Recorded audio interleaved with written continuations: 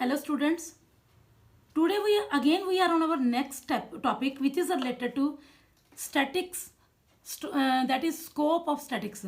Earlier we learned statics in singular sense which was having 5 activities that was known as the statistical tools: collection, classification, organization of data, analysis of data, and interpretation of data. And now, before doing statics in plural sense, we should know about the nature of statics. Nature of statics, जब भी आप किसी भी subject में किसी भी चीज़ की nature find out करते हो तो at that time there will be 3 topics. One is subject matter, second is nature, whether that is science or art, and third is limitations, what is not included should be included that subject, and what is extra included should be excluded from the topic. These all includes in the scope of statics. Scope of statics में the very first topic is nature of statics. Nature means to say whether it is science or an art. It is science as well as art both, because science is a systematical study which helps in creation of cause and effect relationship. What the problem is, why that problem is, and what the problem will be, and how we can solve the problem. This is related to art. ये हमने micro economics के very first chapter में पढ़ा था, जिसमें आपने positive and normative 2 तरह के नेचर की थी. और थर्ड जो है that is an art also, because it gives the solution of the problem, and उसकी हेल्प से हम प्रॉब्लम्स को सॉर्ट आउट भी करते हैं, सॉल्व भी करते हैं. So meaningfully after analysing the data we conclude also. So ये हमारे पास science as well as art दोनों तरह की नेचर को प्रेजेंट करता है. Our next thing is subject matter of the statics.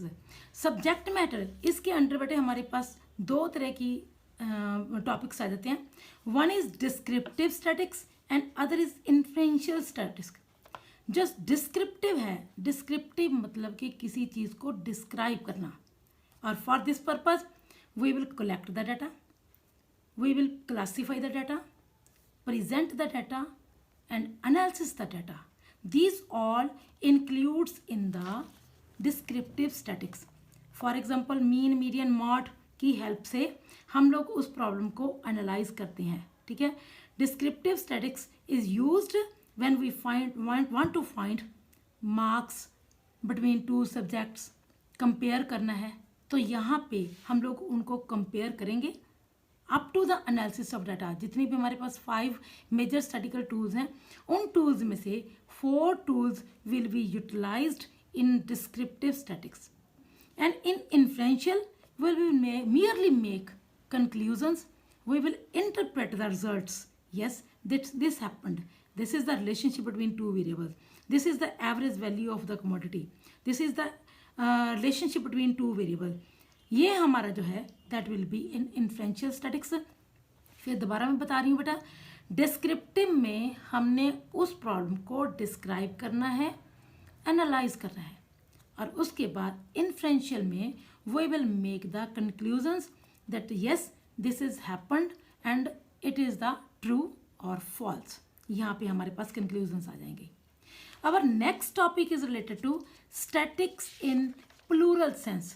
जब बेटे आप स्टैटिक्स इन प्लूरल सेंस की बात करते हो तो उसमें हम लोग लेंगे statistics are numerical statements of the facts in any department of enquiry where we place 2 variables in relation to each other.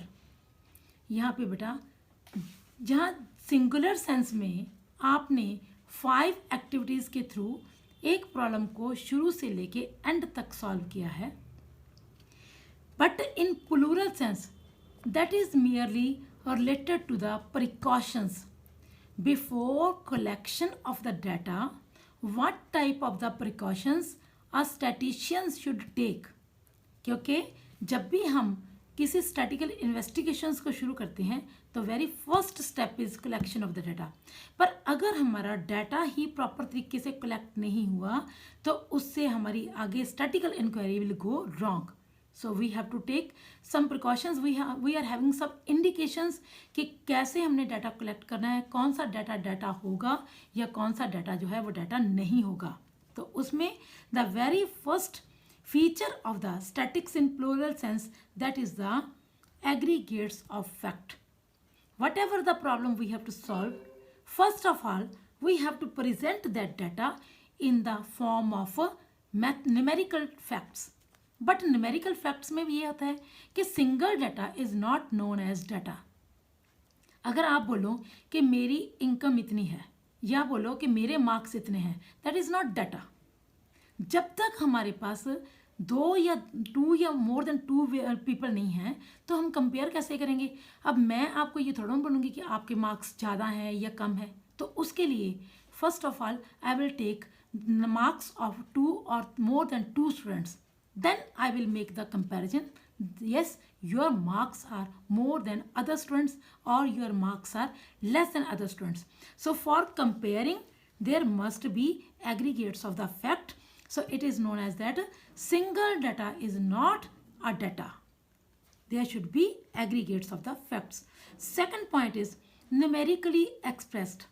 The collected data should be in the mathematical form, numerical form. If you are saying that I am taller than other person, या I am richer than other person, that is not statics. आपको numerically बताना होगा कि मेरी income उसकी income से इतनी ज़्यादा है या मेरी इनकम इतनी है उसकी इनकम इतनी है. Then we will compare. मेरी हाइट 5 फीट 10 इंचेस है और जो दूसरा है उसकी हाइट 5 फीट 9 इंचेस है. So I am taller than that boy. तो न्यूमेरिकल फैक्ट से उस चीज़ में डेफिनेटली भी आ जाती है कि yes exactly this is the thing. Next is multiplicity of causes. Every value, every variable, every problem occurs due to not only a single value, single factor, that occurs due to many factors, many reasons. For example, if we are talking about demand is not affected by price only. Demand is affected by many variables like fashion, taste, customs, weather, expected prices, size of the population. ये आप law of demand में बैठे जाके पढ़ोगे micro economics में. तो यहाँ पे मैं बता रही हूँ आपको, if we are talking about the demand is not merely affected by single variable that is price, that is affected by many other reasons also. So we have to take care of all the reasons. Reasonable accuracy. Fourth point is reasonable accuracy. Whenever we collect the data should be reasonable accurate. Otherwise, if the collected data is not accurate, all our investigations will go on in vain. So if we want the accurate conclusions also, then we have to collect the data in a proper accurate manner. Mutually related and comparable. Whenever we collect the data, two data should be related to each other. For example, if I am taking the height of one student, I have to compare it with the height of other student. ये नहीं हो सकता कि मैं एक की height ले लूँ और दूसरे का वेट ले लूँ. Height will be correlated with height, weight will be compared with the weight. So the data should be mutually related as well as comparable. Then we can make the conclusions. Predetermined objectives. Whenever we have to collect the data, there should be predetermined purpose. That means to say the purpose or the collection of data should be determined in prior. अगर हम लोग data collect कर रहे हैं पर हमें पता नहीं कि हमने डाटा कलेक्ट किस लिए करना है, तो हम उससे कोई भी कंक्लूजन प्रॉपर तरीके से नहीं फाइंड आउट कर सकते. For example, I want to know the number of students of commerce sections in my school, then I have to check how many students are there in the Oscar section, how many students are there in the kids section और any other section. Then I can make the proper conclusions. Otherwise अगर मैंने पहले रखा ही नहीं कि मैंने commerce के बच्चों का ही डाटा कलेक्ट करना है, then I will collect the data of all the streams, medical, non medical, commerce, arts, तो that will create the confusion for me. So if I want to collect the accurate data, I should first of all determine my objective, why I want to collect the data, of which stream I want to collect the data. My objective should be clear. Enumerated or estimated. We can enumerate the data or we can estimate the data also, but it depends upon the number of variables included in. Yeah, number of variables are measurable. If the number of variables are not measurable, then we will just use the way of estimation. For example, in a rally, how many people were there in a rally? We can't count them. We can't measure them. So we will take the estimation, estimated this much of the people were there in the rally. On the other hand, if I have to register the number of students of different streams to the CBSE board, that at that time I will enumerate each and every student, because number of students should be definite, because each and every student is important for the registration of the data. So I will enumerate each and every student's data for this purpose. So here enumeration is important instead of estimation. We can't use the way of estimation over here. Collected in a systematical manner. In this, data should be collected systematically. First of all, we will make the groups: commerce stream, arts stream. Then we will fix the students of commerce in the commerce section, arts in the arts section. ये नहीं है कि बेटे हम लोग जैसे मर्जी उस डाटा को कलेक्ट कर सकते हैं. प्रॉपर उसका after checking the pre determined objective, after checking the estimation और एन्यूमरेशन, भी क्या हम एस्टिमेशन कर सकते हैं या एन्यूमरेट करेंगे. फिर उसके बाद हमने उनको अकॉर्डिंग टू देयर नेचर, जैसे mutually related and comparable nature के हिसाब से हमने बोला था, तो उस हिसाब से हम उस डाटे को सिस्टमेटिकल तरीके से कलेक्ट करके, ताकि आगे हमारा बाद में और टाइम वेस्ट ना हो. If we are not collecting the data in the systematical manner, that will take too much time, labour and money will be unnecessarily used for this purpose. So better is, first of all we have to make our system, then we will collect the data in a systematical manner. So these are the characteristics of statics in plural sense. But when we collect the data in plural sense, not necessarily it will be always accurate. There may be some problems also. जैसे मैंने आपको starting में बताया था कि whenever we do the scope of the subject, for example we are talking about the scope of statics, first of all we will check its nature, subject matter, then its features and limitations. ठीक है, features तो हमने कर लिए. Now we are on the next topic, that are limitations. Limitations कि what is wrong and what is not included in it. In this the very first is study of numerical facts only.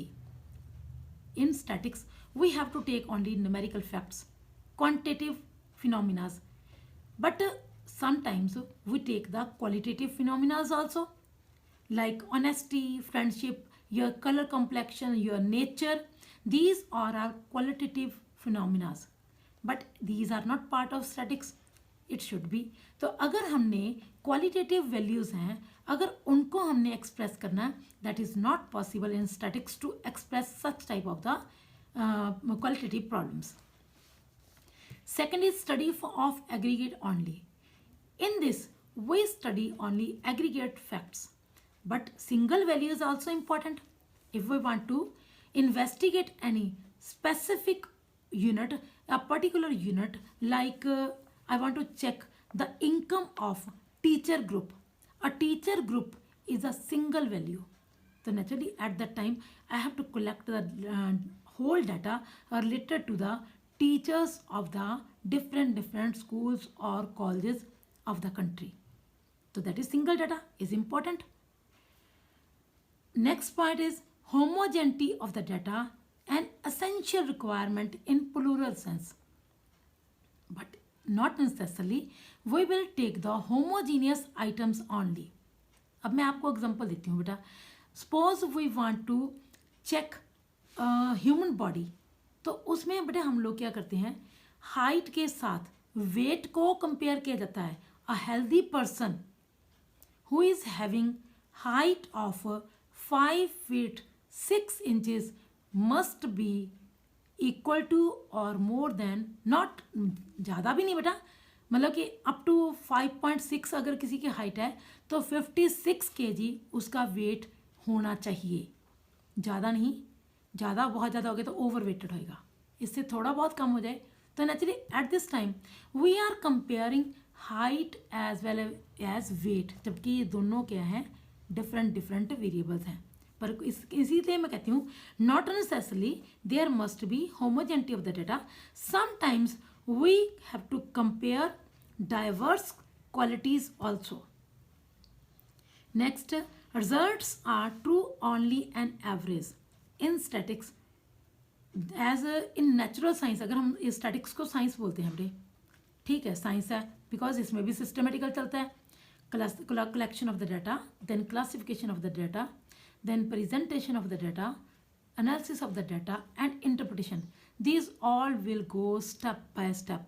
It means statistics is science, but it is not like natural science, because in natural science that the observations are error free. H2O is equal to water.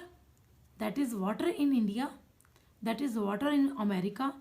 कोई भी उसको बना ले बेटे, कोई भी scientist उसको mix करके बना ले तो results will be water only. H2 will be equal to water only at every place and by everybody.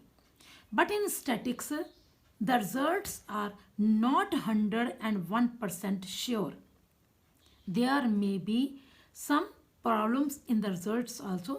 There may be some errors in the results also. जो रिजल्ट होते हैं बेटे वो जो एवरेज वैल्यू लेते हैं, एवरेज का मतलब है उससे कुछ थोड़ी सी ज़्यादा भी हो सकती है, उससे थोड़ी सी कम भी हो सकती है. तो इट मीन्स एक्यूरेट तो है नहीं बिल्कुल. The next is without reference result may prove wrong. अगर हमने उसके साथ रेफरेंस नहीं दी, उससे साथ रिलेटेड जो रेफरेंस से रिलेटेड डाटा है, अगर हमने साथ में वो डाटा नहीं दिया तो रिजल्ट्स जो है वो गलत भी हो सकते हैं. फॉर एग्जांपल बेटा, इन फैक्ट्री ए प्रोडक्शन जो थी 1990, 1991, 1992 की, that was 1000, 2000, 3000. So total output is 6000. Average output, that is equal to 6000 divided by 3 is equal to 2000. In factory B, the output was 3000, 1000, 2000, but total output was same. So average output was same. In factory C, output was 1000, 3000, 2000. Again, total was 6000 and average was. In each and every factory, the output was different, but the result was same. So by this way, without, अगर हम साथ में reference नहीं देंगे तो result में wrong. सो इसके लिए रेफरेंस देना बहुत ज़रूरी है, उसके रेफरेंस के बिना कुछ भी हो सकता है. Our next point is can be used only by experts. Statisticians should be expert, क्योंकि अगर बेटा एक स्टैटिशियन जो है, स्टैटिकल इन्वेस्टिगर अगर एक्सपर्ट नहीं है तो जो रिजल्ट्स आएंगे may be wrong. It will be dangerous because statistical methods are most dangerous tool in the hands of an inexpert person. अगर पर्सन एक्सपर्ट नहीं है, वो स्टैटिकल टूल्स को यूज़ कर रहा है, then there are 101% chances that the results will be wrong. तो wrong results जो हैं that are very harmful for the investigations. So expert persons को ही हमने बीच में इंक्लूड करना है जिनको स्टैटिक्स की प्रॉपर स्पेशल नॉलेज हो। Next the last point is, इसको बेटे आप लास्ट पॉइंट को इन दोनों को इकट्ठा भी कर सकते हो कि because there will be only the marks question of the 6 marks, इसलिए आपको पेपर में 6 पॉइंट्स ही लिखने होंगे। तो can be use by experts and prone to misuse, then in दोनों पॉइंट्स को हम इकट्ठा कर सकते हैं। Because the person, if the person is unexpert, the data will be misuse, उसको गलत तरीके से भी यूज़ किया जा सकता है, या इससे ये भी होता है, मिस यूज़ की बात ये भी हो सकती है बेटा, कई बार हमारे पास अगर कोई आंसर 30.8 आ गया तो हम इसको 31 के करीब ले लेते हैं, चलो ठीक है जी, नियर अबाउट 31 है, अप्रॉक्स लिख देते हैं, बट इससे आपके रिजल्ट्स में be wrong also. So accuracy के लिए अगर हम चाहते हैं कि उसके रिजल्ट्स बिल्कुल एक्यूरेट आएँ, तो हमने जो स्टैटिकल डाटास है उसको प्रॉपर तरीके से एज इट इज़ यूटिलाइज करना है। बट यहाँ पे ये भी कहा जाता है बेटे, statics is just like a clay from which we can make god और devil both. Statics is merely like a clay, clay को बेटे जैसे आप लोग क्ले के साथ खेलते हो ना, उसको कुछ भी चेंज कर देते हो, यहाँ से वहाँ, वहाँ से कभी उससे एलिफेंट बना दिया, कभी उससे आप जो चाहते हो उससे वो बना सकते हो। द सेम स्टैटिक्स भी ऐसा ही है बेटे, जस्ट लाइक ए क्ले है, अगर आप इसको प्रॉपर तरीके से यूज़ करोगे then it will help you just like a god, otherwise it will be like a devil, मतलब कि जिससे हमारे रिजल्ट्स विल भी जो होंगे वो गलत होंगे। सो इस तरीके से स्टैटिक्स को प्रॉपर तरीके से यूज़ करना जरूरी है। लास्ट टॉपिक्स जो है that is related to functions of statistics. Functions of statistics मतलब कि ये हमारे, मैंने पहले भी आपको बोला है कि statics helps us in all the spheres of our life, whether that is related to science, economics, history, political science, हर एक सब्जेक्ट में स्टैटिक्स की हमें ज़रूरत पड़ेगी ही पड़ेगी।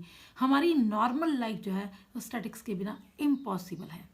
तो इसमें the very first is quantitative expressions of the economic problems. All the economic problems we can express in numerical form, like how much poverty is there, how much unemployment is there. जब तक आप unemployment से related, poverty से related data नहीं लोगे तब तक हम उसको क्लासीफाई नहीं करेंगे, तो उसको एनालिसिस नहीं कर पाएंगे, सोल्यूशन नहीं निकल सकता। So very first thing is it helps in qualitative expressions of the data. Second is intersectoral and intertemporal comparison. Intersectoral means to say primary sector, secondary sector, कौन सा सेक्टर आगे जा रहा है या किसकी डेवलपमेंट जो है वो लो है। प्राइवेट से हमारे पास 3 सेक्टर्स हैं इकोनॉमी में, that are primary sector, secondary sector and tertiary sector. तीनों सेक्टर्स को हम कंपेयर करते हैं कि प्राइमरी सेक्टर में कितने % people are against, in secondary sector how many peoples are against, and in tertiary sector how much population is against. We can compare with the help of statistics only. Next is intersectoral, intertemporal relationship. What is intertemporal? Temporal is related to time period, timely changes. जब भी आप statistics में temporal word use करोगे it means that tells us timely changes in the datas. So here again we can compare कि in 1947 the GDP was this much, in 2000 it was this much, and now in the last year, that is 2019, it was this much. So it helps in time periodly comparisons between two periods. मतलब कि production में changes कितनी आ रही हैं, magnitude of the change, इसकी help से हम पता कर सकते हैं over time to time. Working out cause and effect relationship. Cause and effect means उसे सपोज कर लो बेटे, there is change in demand of X commodity depends upon price of X commodity. If price increases, demand will decrease. It means the change in price is cause which will affect demand. Price के change होने से सीधा demand के ऊपर effect पड़ा है, तो this is the cause and this is effect. So it tells us cause and effect relationship. Income increase होएगी तो नेचुरली डिमांड लोगों की इंक्रीज होएगी. It means income increase in income is the cause and effect of demand is effect. Construction of economic theories or models. Yes, bete. With the help of this equation, I can make theory of demand or law of demand. Law of demand में हमें क्या पता चलेगा? As price increase, demand will decrease. As price decrease, demand will increase. This is the law of demand which we can make with the help of collected datas. Data हमने collect किया, वहाँ से हमें कंक्लूजन निकालने में help मिलेगी कि जैसे जैसे इस तरीके से प्राइसेस में चेंज आएगी तो डिमांड में इस तरीके से चेंज आएगी. So it helps in making the theories और मॉडल्स और लॉज. मॉडल भी इसी को बोलते हैं बेटे, लॉ को ही मॉडल बोलते हैं. थ्योरी ऑफ भी जिसमें हम लोग इसको एक्सप्रेस करते हैं प्रॉपर तरीके से, थ्योरेटिकल रिलेशनशिप बनाते हैं. Next is economic forecasting. 1947 से 2000 तक what ever the change in output occurred. 2019 तक चेंज इन आउटपुट कितनी हुई है, ये सारा कुछ बेटे. आगे what will happen in 2020. At the end of 2020 we can compare with the help of statics only, with the help of इसके बड़े it is related to past, present and future. past के डाटास को present के साथ compare करके we can make the forecastings for the future. So statics helps us in making the forecastings for the future. Formulation of policies. Policy is the way to solve the problem. यहाँ पे हमने अपनी फोरकास्टिंग्स की है. इन्हीं forecasting के हिसाब से जब हमें पता चलेगा कि this problem is going on, this problem was, this problem is and this problem will be, for that purpose how we can solve this problem. For example there was unemployment, इतनी थी, नाउ इतनी going on है, तो future में इतनी unemployment हो जाएगी. तो we will make the employment policy to solve this problem. So it helps us in formulation of the problems, policies. इसकी हेल्प से हमें देख सकते हैं कि गवर्नमेंट, सपोज करो गवर्नमेंट बजट की बात करें, गवर्नमेंट का खर्चा इतना है, गवर्नमेंट की इनकम इतनी है, कंपेयर करेंगे, कंपैरिजन्स के बाद हमें government will check that, government will make the fiscal policy that how much more money is required to cope up these much of the expenses. These all are related to statics only. The last point is economic equilibrium. जैसे बेटे आपने micro के second third chapter में consumers equilibrium की बात की है. Consumers equilibrium is that position, that state where he felt himself in a very good condition, और for that I told you the condition of MUX is equal to PX. यहाँ पे मैंने आपको समझाया था कि यू आर रेडी टू पे 10 rupees but exact price is 6 rupees. It means 4 will be consumer surplus. Again you are ready to pay 8 rupees. Price is 6 rupees. 2 rupees your surplus. Again you are ready to pay 6 rupees. As the marginal utility is decreasing, you are ready to pay lesser price. Now you are ready to pay 6 rupees. Actually price is 6 rupees. This is the point of equilibrium where this condition is fulfilled. Same producer can also compare its cost and revenue. Cost means उसे उसका कितने पैसे उस काम के लिए consume हुए हैं. रेवेन्यू मतलब कि उसने कितनी इनकम गेन की है. If the cost is equal to revenue, it means that is the equilibrium point for the producer. So this is the chapter of the very first chapter of statics.